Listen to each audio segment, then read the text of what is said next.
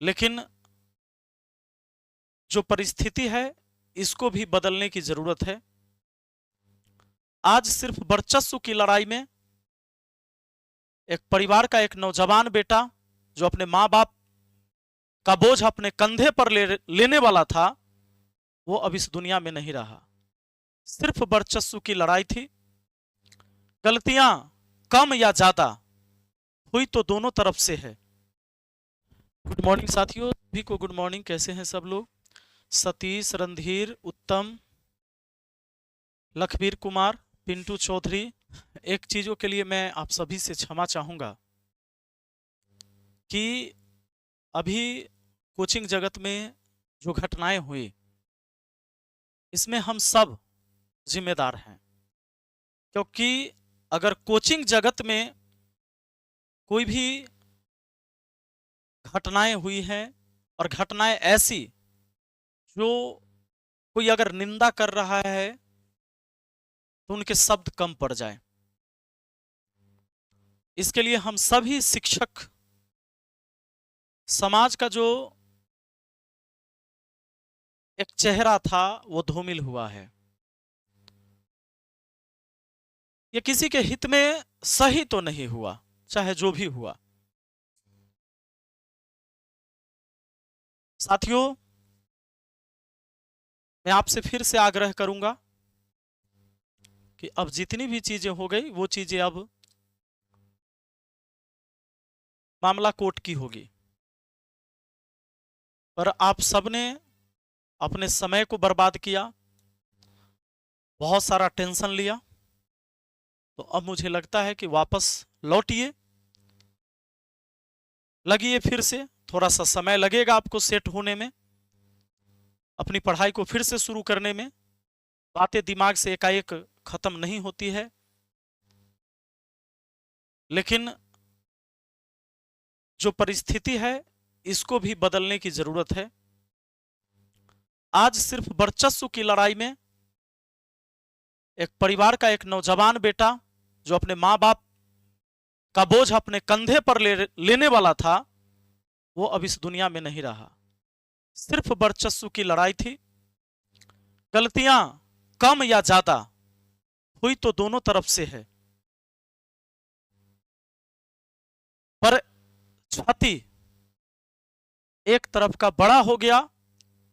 वो क्षति, कोचिंग तो दोबारा आप स्टार्ट कर सकते हो कोई भी व्यक्ति, पर जब किसी की जान चली जाए उसे हम दोबारा वापस नहीं ला सकते हैं।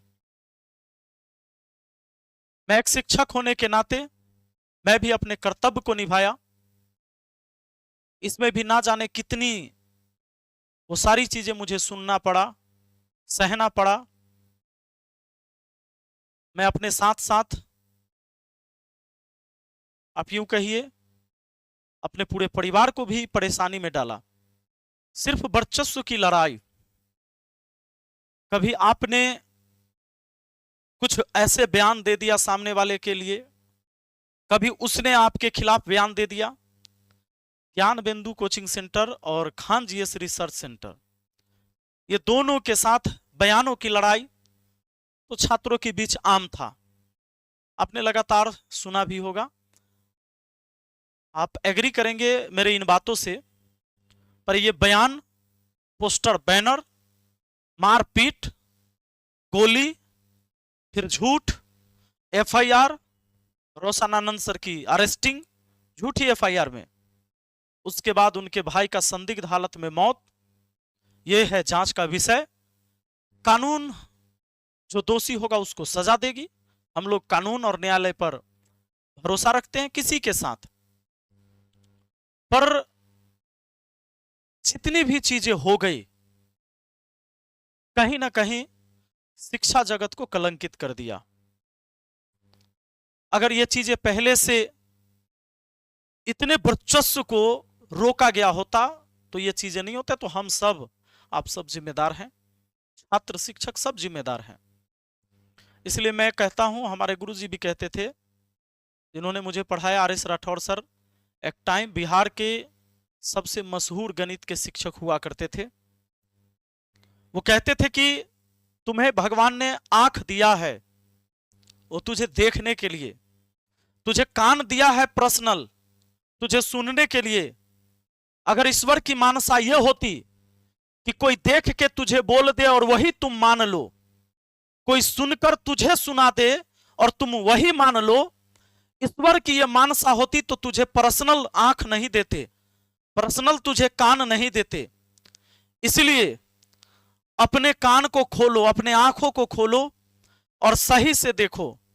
आज शिक्षा जगत में जो भ्रामक खबरें फैलाई जा रही हैं, यह आज तो मैंने केजीएस की बात करी, खान जीएस रिसर्च सेंटर की बात करी कि फर्जी वो सारी चीजें बनाए गए कि इसको फर्जी इनकम टैक्स ऑफिसर बना दिया गया, इसको फर्जी आरओ रेवेन्यू ऑफिसर बना दिया, इसको फर्जी एयरफोर्स बना, ये सब फर्जी है ना, सब फर्जी बन गए।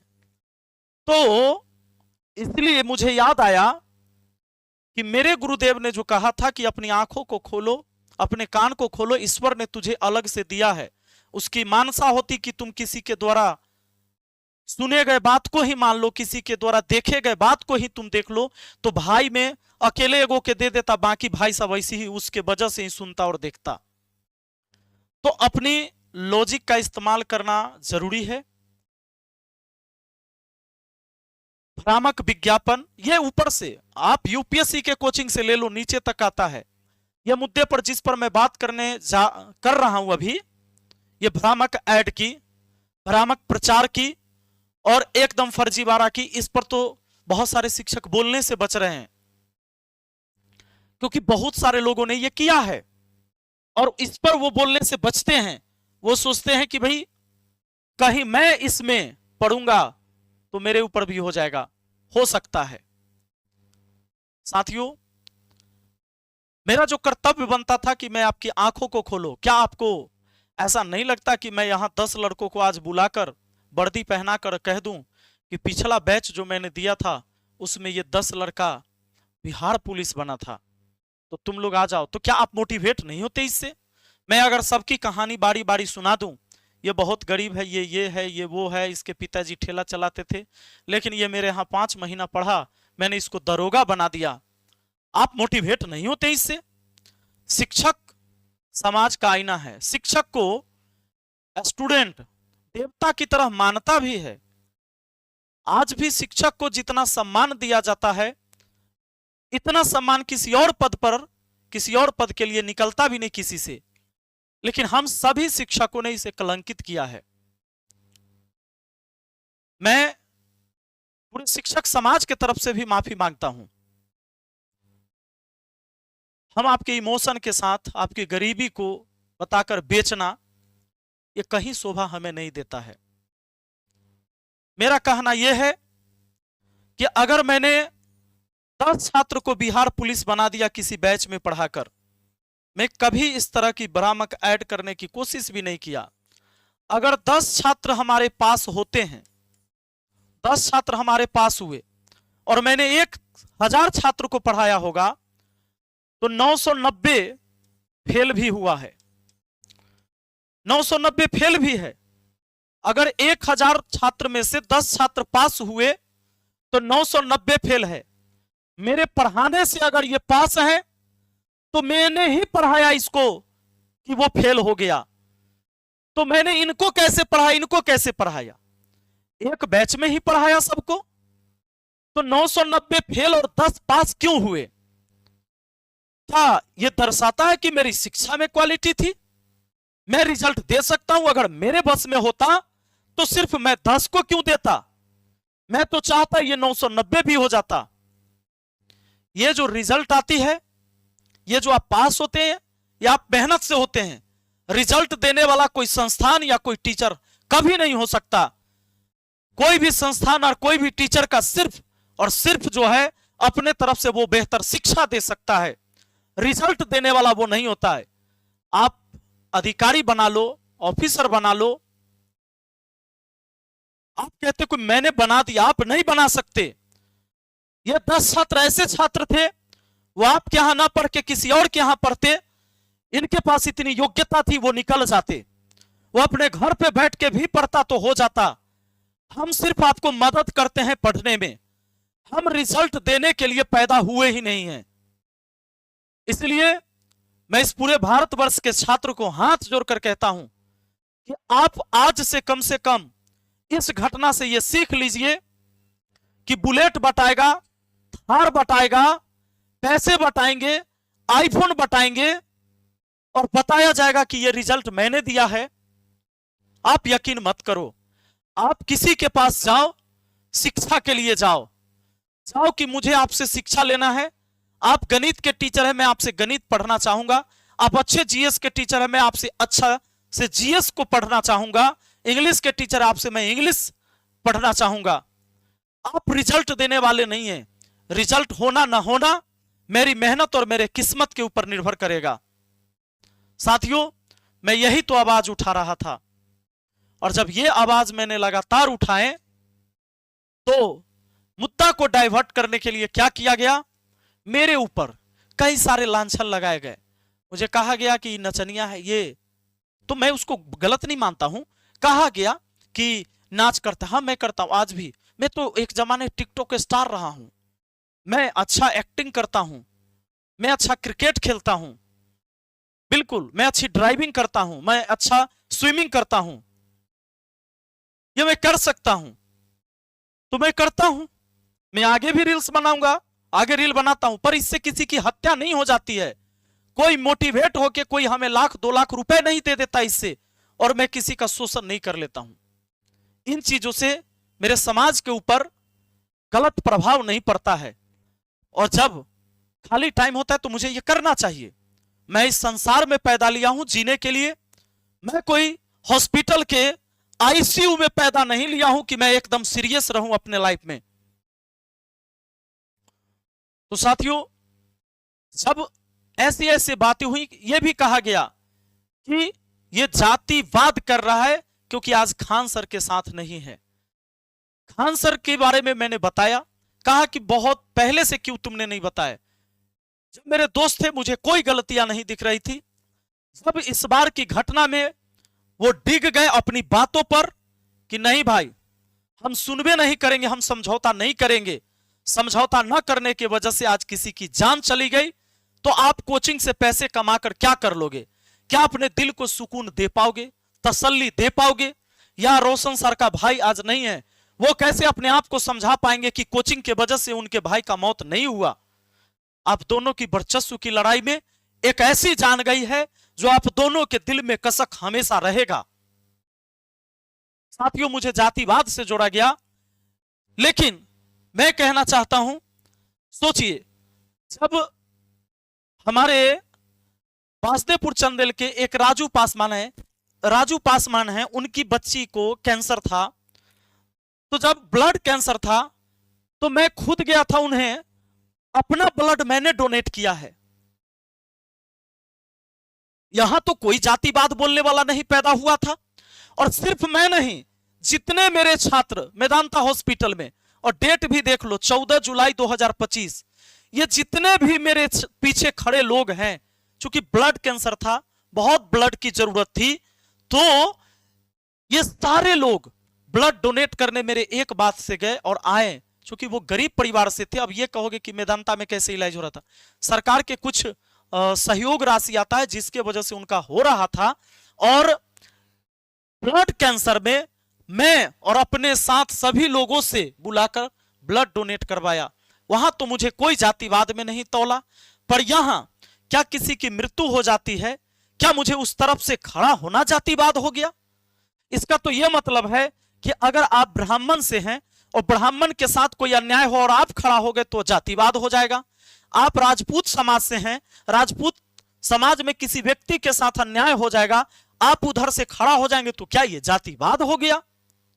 क्या हम सिर्फ दूसरे जाति के तरफ से खड़ा होना ही मतलब इंसानियत होगी, और अपने जात के कोई भी व्यक्ति के साथ अगर गलत हुआ वहां खड़ा होना जातिवाद हो जाता है?